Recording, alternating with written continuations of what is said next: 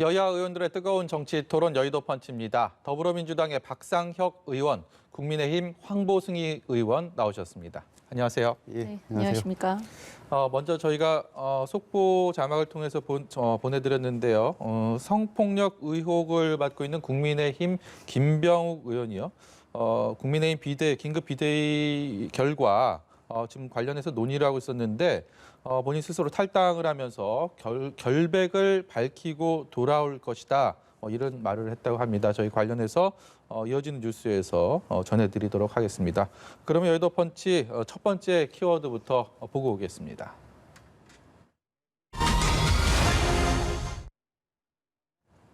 네, 재난지원금입니다. 재난지원금, 4차 재난지원금을 놓고 정치권에서 이런저런 얘기들이 오가고 있습니다. 아직 3차 재난지원금 지급도 되지 않았는데 민주당 입장에서는 이것을 좀 민생을 좀 앞세워서 좀 국면 전환하려는 거 아니냐 이런 얘기들도 있어요. 그리고 실제로 앞선 1차, 2차 재난지원금과는 좀 다르게 내부적으로도 이게 당시에는 선별적 지원과 전국민 지원 이런 것들에 대한 견해차들이 상당히 나뉘었는데 이번에는 좀 그런 것도 잘 안 보이고 보편적 지원 이런 부분으로 의견이 모아가는 분위기입니다. 실제로 어떻습니까?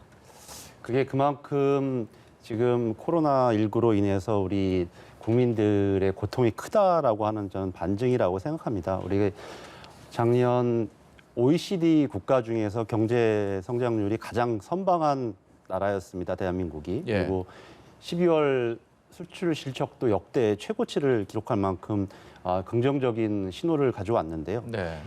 그럼에도 불구하고 이러한 문제들 속에서 우리가 안고 있는 문제는 양극화의 문제입니다. 즉, 네. 우리 수출을 주도했던 IT라든지 몇 가지 품목들이 있긴 하지만 대부분의 우리 중소상공인들이라든지 이런 많은 국민들이 어려워하고 계시다라는 지금 현재 상황이거든요. 그래서 예. 결국 이러한 문제들을 같이 해결하기 위해서는 지금 전국민 재난지원금의 필요성이 전 대두되고 있다라고 생각이 들고요. 우리 황보승 의원님도 전에도 비슷한 취지도 말씀도 하셨습니다만은 야당 의원님들 중에서도 이 부분에 대해서는 같이 공감하셨던 바가 저는 있다고 생각합니다. 그래서 이것을 전국 주도권이라든지 이런 차원의 문제가 아니라 그만큼 국민들의 고통에 좀 호응하려고 하는 정치권이 해야 될 당연한 임무다. 이런 차원에서 우리가 좀 보게 되면 그 안에서 어떻게 합리적인 방안이 무엇인지에 대해서는 좀 논의할 수 있는 여지들도 더 넓어질 수 있을 거라고 생각합니다.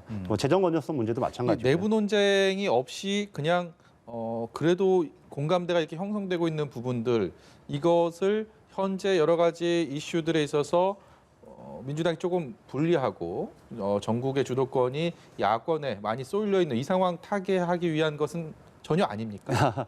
전 그렇다기보다도 작년 하반기에 저희가 집권 여당으로서 조금 더 능력 있고 좀 책임 있는 모습을 보여주는 데는 조금 미흡했다. 그런 부분들에 대해서 매서운 질책을 가하고 예. 계시는 많은 시민들이 계시거든요. 예. 근데 거기에 핵심은 결국 민생의 문제가 제일 핵심적인 좀 키워드라고 생각을 하고요. 예. 그렇기 때문에 이거에 대해서 부응하는 것은 당연한 정치권의 역할이고 정부 여당의 책임이죠. 예.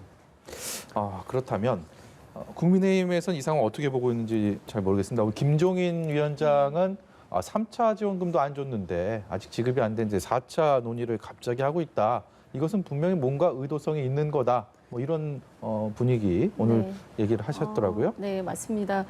물론 지금 코로나19가 장기화되고 또 12월에 이르면서 이제 폭발적으로 이제 확진자 수가 늘면서 국민들이 굉장히 어려워하고 있는 건 사실입니다. 네. 자영업자, 소상공인들, 또 고용 취약계층들, 특히 집합 제한 금지 업종에 종사하시는 분들 정말 국민들이 다 같이 어려움을 많이 겪고 계신 것은 저희도 동의를 합니다. 네. 그러나 1차 재난금을 전 국민에게 지급한 이후에 2차, 3차 논의를 하는 과정에서 민주당 내에서도 국가 재정을 생각할 때 선택적 그 지급을 선별적 지급을 해야 된다라는 목소리들이 많았고 정부에서도 2차 재난지원금부터는 국가 재정을 걱정하면서 특히 경제부총리께서도 그 부분을 많이 지적을 하시면서 결국 선별적 지급을 하셨었던 거거든요.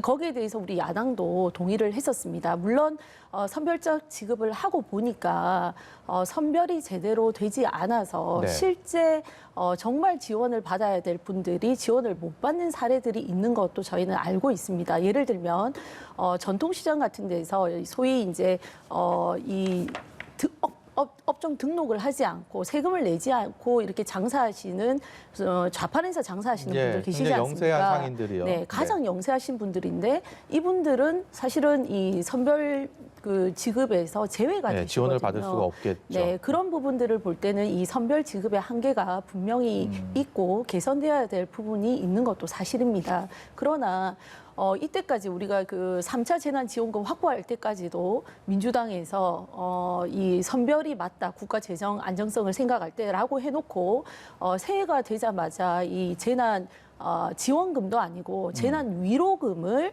국민에게 전 국민에게 지급해야 되겠다라고 하는 것은 사실은 1차 재난 지원금 때처럼 선거를 의식한 국면 전환용이 아닌가라고 의구심을 제기하지 않을 수 없습니다. 특히 연말에 이제 백신 수급 문제, 백신 확보 문제에 있어서 정부가 적극적으로 나서지 않은 거에 대해서 저희 야당에서 많이 질책을 했고 국민들도 그에 대해서 굉장히 이제 신뢰가 떨어진 상태이기 때문에 그런 여러 가지 면들을 감안할 때 이 재난 위로금이라는 이름으로 4월 서울시장, 부산시장 보궐선거를 의식하고 있지 않느냐.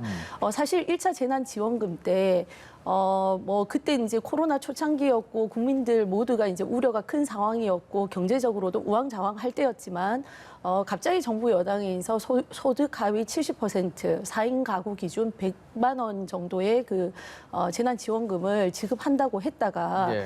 4월 14일 선거 하루 앞을 놔두고 나서 대통령께서 의회에서 동의를 하지 않아도 우리 이거 강행 가겠다, 지원하겠다, 지원 마련해라 이런 식으로 또 메시지를 던지셨거든요.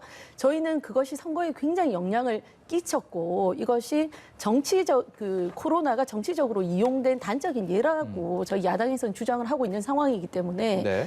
이번 4월 보선을 염두에 두고 이걸 정치적으로 국면 전환용으로 이용하시는 거라면 그건 국민이 판단하실 거라고 아니라고 생각합니다. 하시는데요. 박상혁 의원은 그러니까 네. 작년에 우리가 좀 새로운 우리가 경험들을 많이 하게 됐습니다. 이전까지 국민들한테 어려운 상황이 닥치더라도 현금을 지급한다라는 거 생각은 해본 적이 없거든요. 그러니까 작년에 처음에 이 문제가 나왔을 때 네. 저희 당 내에서도 굉장히 생소하셨어요. 그래서 제가 후보로서 그때 지금은 당선된 몇 분 의원들하고 뭐 김민석 의원님이나 몇 분 의원들하고 같이 이 모임을 결성해가지고 선제적으로 이런 것들이 필요하다라고 제기를 한 적이 있었거든요. 그래서 그런 것들이 지금 설득력을 얻고 해서 확대되어가는 과정들이었고 저는 국민의힘 같은 경우도 처음에는 이렇게 다들 처음 있는 경험이니까 혹시라도 부정적인 효과들이 있지 않을까라고 해서 굉장히 좀 부정적인 생각이셨지만 나중에 2차 그리고 3차에서는 왜 본 예산에 직접 넣지 않냐라고 하면서 훨씬 더 적극적으로 되어갔던 과정이라고 생각하거든요. 우리가 네.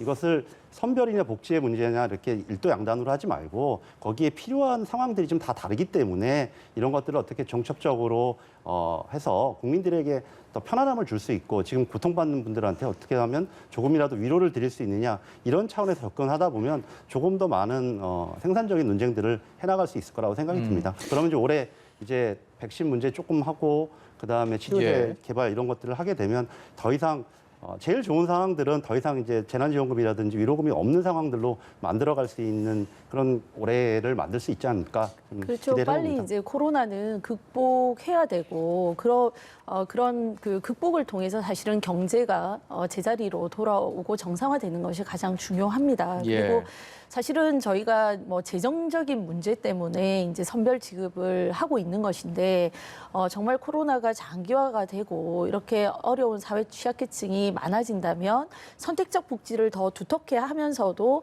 그 외에 복지 혜택을 어떻게 늘릴까 전향적으로 고민할 필요도 있다고 생각합니다. 하지만 그 전제는 우리가 이 재원을 어떻게 확보할 것인가에 대한 여야 동의가 있어야 되는데 지금 갑자기 지금 사실 그렇지 않습니까? 그 재난 3차 그 이제 재난지원금이요? 선별 지원금 예. 확보하는 과정에서도 쉽지가 않았는데 어떻게 재원을 확보할 거냐는 것이죠. 지금 3차 지원금 9조 3천억 확보를 했습니다. 그중에서 4조 8천억이 목적 예비비에서 확보를 한 것인데요. 목적 예비비라는 것은 재난이 일어났을 때 쓰도록 되어 있는 돈인데 네. 거기서 지금 70% 저희가 재원 확보를 했거든요. 어떻게 전 국민 재난 위로금을 지원하시겠다는 건지 이 재원 확보 방향부터 큰 틀에서 합의가 이루어져야지만 가능하지 않겠나 이렇게 지적하고 싶습니다. 일단 뭐 여론조사상으로 저희가 잠시 뒤에 이슈폴폴에서도 다뤄드릴 텐데 잠시 소개를 드리면 전 국민 지급에 공감한다라는 그런 여론조사 결과가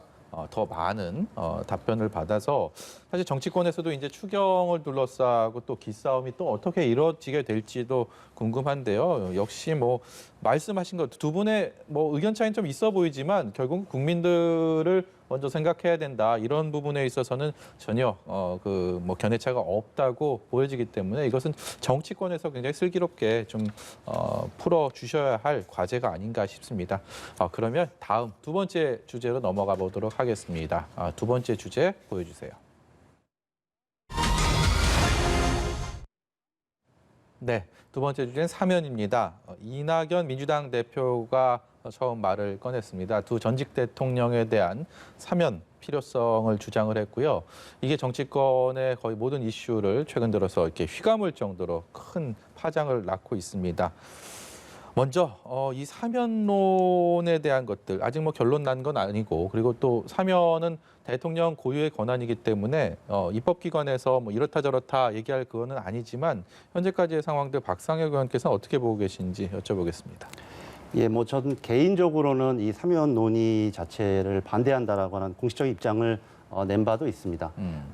그런데 물론 이 이낙연 대표가 가지고 생각하셨던 충정을 또 이해 못하는 바가 아니거든요. 많은 분들이 이것을 이낙연 대표의 어떤 승부수다 뭐 이렇게 분석하는 글도 봤고 그런 뭐 기사도 봤습니다만 이낙연 대표가 걸어왔던 그 정치적인 특징들이 있습니다. 예. 통합지향적이고 오랫동안 정치를 해오시면서 갈등보다는 어떻게 하면 통합을 해나갈 것인가 하는 것이 그분의 어떤 정치적인 철학이라는 것도 저는 잘 알고 있거든요. 예. 저는 그런 차원에서 이 문제를 좀 제기를 하셨는데 다 아시는 것처럼 좀 국민의 공감대라든지 정치권 내에서의 논의라든지 이런 것들이 좀 충분히 수렴되지 못한 상황에서 얘기가 나오다 보니까 상당히 좀 부정적인 의견들이 또 민주당 내의 많은 의원들이라든지 예.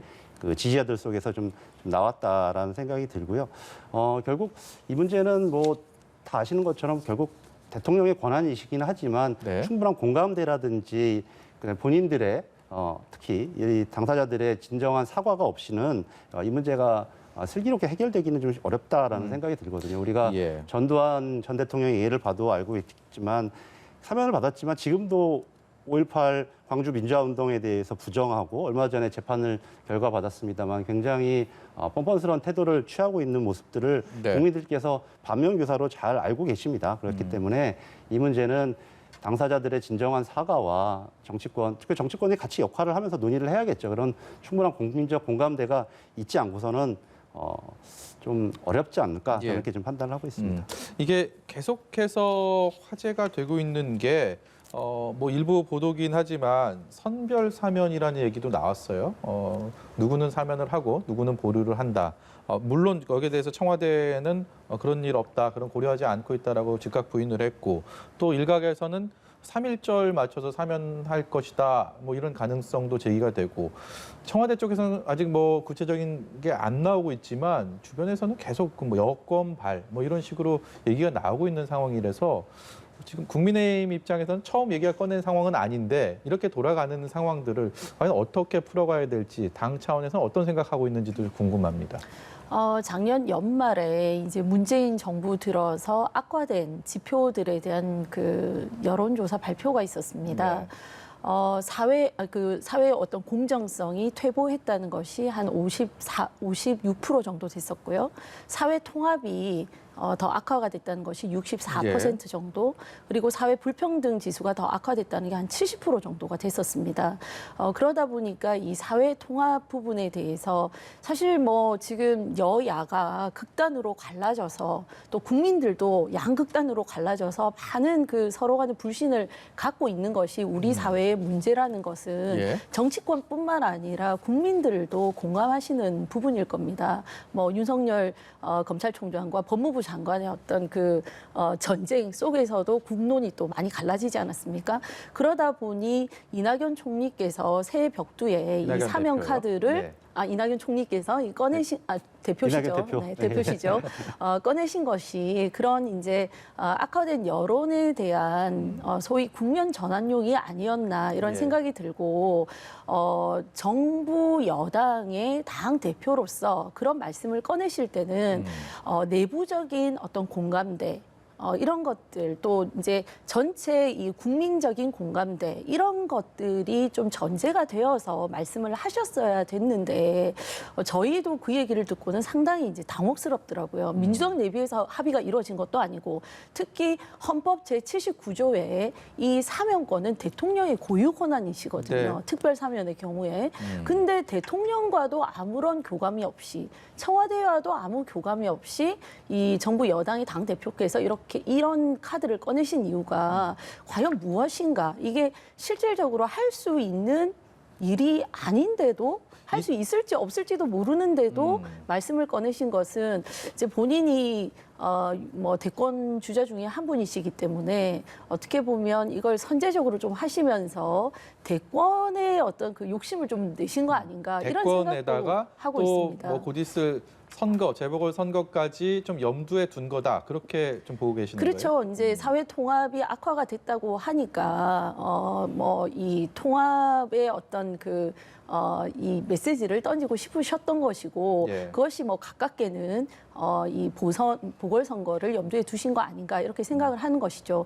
근데 저희는 지금 이제 여론조사를 해보면 국민의 47.7%가 이 사면에 찬성을 하고 네. 48%가 반대하는 것으로 나옵니다. 네. 거의 의견이 팽팽합니다. 굉장히 팽팽하더라고요. 네. 예. 그래서 이제 저희 입장에서는 저희 당 출신의 역대 대통령 두 분에 대한 사면 문제이기 때문에 이것에 대해서 저희가 뭐 해라 말아라 이렇게 할 부분은 아닌 것 같고요.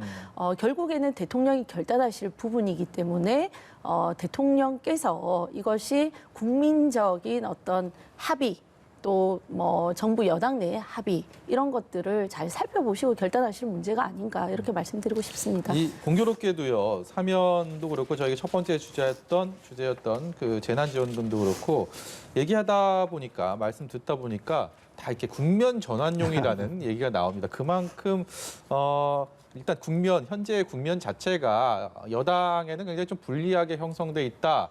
뭐 이런 것을 기반으로 깔고 나오는 얘기들이 아닌가 싶은데요. 어떻습니까? 저는 이낙연 대표가 이것을 이 사면 조금 더 말씀하신 것처럼 대통령의 고유 권한인 사면을 가지고 자기의 대선을 위한 어떤 카드나 무수다 이렇게 썼을 거라고는 상상하지 않습니다. 왜냐하면 뭐 지금 여론조사에서도 나온 것처럼 상당한 민주당 내에 여러 반발들도 있고 그걸 뭐 몰랐을 만큼 이렇게 정치를 짧게 하신 분도 아니고요. 네. 예, 그만큼 충분한 고민과 그동안에 자기 철학이 있었을 것이라는 생각이 들고요. 그리고 네. 자기가 직접 시행할 수 있는 권한도 아닌 상황에서 이 사면 얘기를 하신 것은 그만큼의 깊은 충정은 그런 점에서 저는 충정을 이해한다라는 측면이 있고요. 네. 조금 말씀하신 것처럼 국면 전환 뭐 얘기를 하시는데 아까도 말씀드렸던 것처럼 어려운 그 코로나19 과정 속에서 많은 국민들이 힘들어하고 고통스러워하시는 것들이 사실상 있습니다. 그러나 또 한편으로는 그 과정 속에서도 우리가 방역과 경제를 상당히 선방한 측면들도 있거든요. 근데 그런 네. 부분들을 좀 야당에서 너무 박하게 보시고 또는 언론에서도 또 굉장히 부정적인 측면을 하게 되면서 우리 당이 조금 어려운 측면에 있는 것은 사실입니다만 지금 여러 가지 지표들도 개선되고 상황이고 경제 문제들도 호전되어 가고 있습니다. 그래서 거기에 더 부응하기 위해서 민생 문제에 초점을 맞춰야 된다라는 것은 너무 정치권이 당연한 생각이고요. 이거는 뭐 어느 당이든 집권당으로서는 당연히 가지고 있을 수밖에 없는 저는 책무라고 생각이 들고 이것을 네. 뭐 단지 단기간 내에 전환용이다 이렇게 생각하는 것은 조금 정부 여당의 책임을 쉽게 보는 것이 아닐까 그렇게 생각합니다. 한 가지만 더 황보승 의원께 여쭤보겠습니다. 물론 청와대에서는 아니라고 부인을 했지만 혹시라도 이 선별 사면이라는 게 일각에서는 누구는 되고 누구는 안 된다라고 하면 이것이 어떤 야권 분열을 또 노리는 것이 아니냐라는 그런 관측들도 내놓고 있고요. 실제로 그게 이제 뭐 친이계, 친박계 뭐 이런 분열, 그 지지 세력들까지 그렇게 보는 그런 경향들이 있는데 어떻습니까? 실제로 이런 가능성이 좀 있을 것 같습니까? 글쎄요, 그 얘기는 제가 해야 될 것 같은데 그 아예 전제 자체가 잘못된 그 기사여서 자체가 아니다. 예. 네, 네, 뭐 아니라고 하시니까 저희가 뭐 더 할 말씀은 없지만 아마 그런 얘기가 나오는 게 두 전 대통령의 현재까지 이 어떤 책임을 진 정도가 차이가 있다고 보는 것 같아요. 박근혜 대통령은 지금 국정농단 사건으로 4년 가까이 지금 수감 생활을 했고 이명박 전 대통령은 또 뭐 뇌물수수나 횡령 또 개인 비리 문제로 또 중간에 또 보석으로 풀려나셨다가 다시 재수감되신 뭐 이런 상황을 좀 분리해서 생각하시는 것 같은데 만약에 이게 정말 뭐 대통합 차원에서 사면을 하는 것이라면 과연 분리할 문제인가 이런 생각도 좀 들고요. 네. 그리고 이제 뭐 국민 통합 차원에서 과거 김영삼 대통령 때도 김대중 대통령께서 제안을 하시고 김영삼 대통령이 받는 형태로 해서 전직 그 전두환 노태우 대통령 사면을 냈고 또 경제인들 사면도 하지 않았습니까? 예. 그리고 노무현 대통령 때는 강금원 씨를 비롯해서 이제 불법 대선 자금 연루자 31명을 사면하셨는데 실제 이제 노무현 정권과 관련돼 있는 분들을 또 사면을 하셨거든요. 그래서 이런 뭐 여러 가지 정황을 볼 때는 이걸 꼭 분리해서 볼 필요가 있느냐라는 생각이 좀 들고 저는 조금 또 의아한 게 이게 사면, 특별 사면 같은 경우는 대통령의 고유 권한인데 이낙연 총리께서 과거 노무현 대통령 시절에 이 대통령이 사면하는 것이 법의 안전성을 훼손할 수 있다면서 대통령 사면권을 제한하는 법을 또 그 법 개정안을 발의하셨던 적이 있거든요. 네. 그래서 궁극적으로는 이 대통령 사면에 대해서 약간은 부정적인 생각을 갖고 계신 것 같은데 이번에 다시 이제 사면 카드를 꺼내신 거에 대해서는 조금 의아한 생각이 듭니다. 법률로 제한할 수 있는 문제는 아니고요. 헌법상에 있는 대통령의 권한이니까 뭐 그런 측면에서 전반적으로 정치권이나 국민들이 이 사면권은 엄격하게 사용되어야 된다는 게 지금 정치권의 분위기 아니겠습니까? 그래서 문재인 정부 들어서도 엄격하게 이 문제들은 논의가 되어 왔고 대통령께서도 특별한 뭐 상황이 없는 한 계속적으로 그런 입장을 견지해 오셨는데요. 네. 저는 이 문제를 우리가 볼 때 제가 왜 전제가 좀 이상하다라고 생각하냐면 물론 두 분의 범죄의 성격이 좀 다르고 그다음에 지금 박근혜 대통령 같은 경우 전 대통령 같은 경우는 아예 아직 판결 선고가 안 났기 때문에 확정이 판결이 안 났기 때문에 두 분의 상태가 또 다르기 때문에 여러 가지 전문가들이 분석 기사는 내볼 수 있을 것 같아요. 그런데 오늘처럼 무슨 여권 핵심 관계자 발로 마치 그것이 기정사실인 양 하는 것은 조금 너무 과대한 측면이고 바로 또 청와대에서도 이거에 대해서 부정할 수밖에 없는 것. 국민들께서도 이런 문제들, 이런 큰 사안에 대해서 뭐 단순히 기교적인 것으로 접근하는 것을 너무 잘 알고 계세요. 그래서 저는 이런 것이 가능하지 않다 생각합니다. 저희가 준비된 대화 주제는 여기까지인데 저희가 두 분 모셔서 이것은 뭐 여야의 논쟁거리는 아닌 것 같고요. 국민으로서 시청자들의 또 궁금증들, 이른바 정인이 사건 관련해서 온 국민이 공분에 지금 떨고 있고요. 그리고 어제는 경찰청장이 직접 대국민 사과를 하기도 했습니다. 오늘 국회 행안위에서는 이와 관련해서 긴급 현안 질의가 있었고 국민의힘은 뭐 재발 방지를 위한 연석 회의까지 갖는 등 입법기관 국회도 굉장히 이 정인이 사건에 대한 국민들의 관심, 분노를 알기 때문에 굉장히 발빠르게 움직이고 있는데 황보승 의원은 이 16개월 정인이법도 발의를 하셨더라고요. 그래서 두 분 모신 김에 좀 아쉬운 소리 좀 하겠습니다. 왜 우리 입법기관, 왜 우리 국회는 이렇게 이제서야 이렇게 움직이느냐. 지금 관련된 아동학대 관련 법안이 뭐 한 40개 정도 이른다고 하고 내일 국회 본회의에서 아마 다 처리가 될 거다라고 알고 있어서 한편으로는 기쁘고 한편으로 굉장히 아쉽습니다. 어떻습니까? 사실 이제 이번 정인이 사건으로 많은 국민적 관심이 폭발적으로 늘었고 또 뭐 그렇기 때문에 제도적인 보완 또 뭐 입법을 통한 또 재발 방지 이런 것들 반드시 필요하다고 생각합니다. 근데 제가 이 사건들을 보면서 하나 또 다짐하는 것은 사실 아동 사건, 아동 학대 사건 또 그로 인한 사망 사건이 이번이 처음이 아닙니다. 네. 2013년도에 이미 서연이 사건으로 또 보고서가 만들어졌었고 그것과 관련해서 20대 국회에서도 200건이 넘는 법안이 발의가 됐다가 또 뭐 160건이 넘는 법안이 또 자동 폐기가 되기도 했습니다. 그리고 실제 이제 이 아동 복지와 관련된 기관에서 종사하신 분들 말씀을 드려보면 그 당시에 보고서가 만들어지고 대책에 대해서 많은 논의가 있었지만 예. 실질적으로 변화한 것은 별로 없다. 이런 얘기가 있기 때문에 이번 정인이 사건을 계기로 해서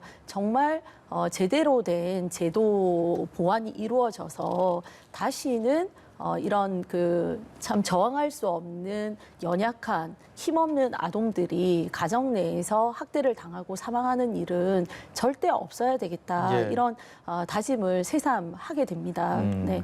그리고 이제 저희가 그것과 관련해서 작년 12월 30일 날 저희 청년의 힘 주체로 이제 관련 전문가들과 토론회를 했었습니다. 화상으로 하기는 예. 했지만 거기서의 가장 큰 문제가 이게 이제 신고자들이 신고를 해야 되는데 신고하고 보복을 당할까봐 신고를 못하는 경우가 많고요. 그리고 이제 신고를 했을 때 제대로 조사가 이루어져야 하는데 인력 문제로 제대로 또 조사가 이루어지지 않습니다. 우리 서범수 의원님께서 행안위에 지적을 하셨던데요. 이 학대 예방을 담당하는 경찰관 한 명이 거의 6천 명에 달하는 아동을 이 관리를 해야 되고 또 그 학대 사건 아동만 담당하는 것이 아니라 장애인, 노인 그리고 가정폭력 사건까지 담당을 하기 때문에 사실은 수사하는데 한계가 있다 이런 예. 지적이 있었고요. 또 이 신고가 돼서 문제가 발생하면 즉각적으로 분리 조치를 해야 되는데 분리 보호할 시설조차도 또 부족하다. 그리고 이것이 이제 1차 신고가 되고 나서 다음 신고까지 사실은 이제 재발을 막으려면 상시적인 모니터링이 돼야 됩니다. 네. 그러기 위해서는 가장 모니터링을 잘할 수 있는 곳이 보육시설, 또는 유치원, 어린이집, 그리고 병원 이런 곳인데 그런 것들과 정보 연계가 잘 되지 않아서 제대로 된 상시 모니터링이 안 되는 부분들이 있다는 것이죠. 네. 그래서 그런 것들을 제도적으로 어떻게 개선할 것인가 이거에 대한 많은 고민이 있어야 될 것 같고요. 네. 관련해서 저희가 이제 아동학대 방지 4법을 발의해 놓은 상태인데 네. 저희는 발생한 사건에 대해서 처벌하고 응징하고 하는 것도 중요하지만 예방을 어떻게 할 것인가에 초점을 맞춰서 법안 발의를 했다는 말씀을 네. 드리겠습니다. 민주당도 아동학대 격리 관련해서 예산을 추경에 또 반영하겠다라는 소식도 들었고요. 민주당 집권당으로서의 어떤 그 책임감이랄까요? 이 부분에 대해서도 좀 여러 생각들, 참 많은 고민들을 하실 것 같은데 사실 그 뒷북 대응이라는 말도 굉장히 쓰게 좀 받아들여야 될 것 같습니다. 어떻습니까? 먼저 다시 한번 집권여당 국회의원으로서 송구하다는 말씀을 다시 한번 좀 드려야 될 것 같고요. 저도 관련되어서 작년 8월에 법안을 발의해가지고 작년 연말에 또 법안이 통과됐습니다. 아동복지법이.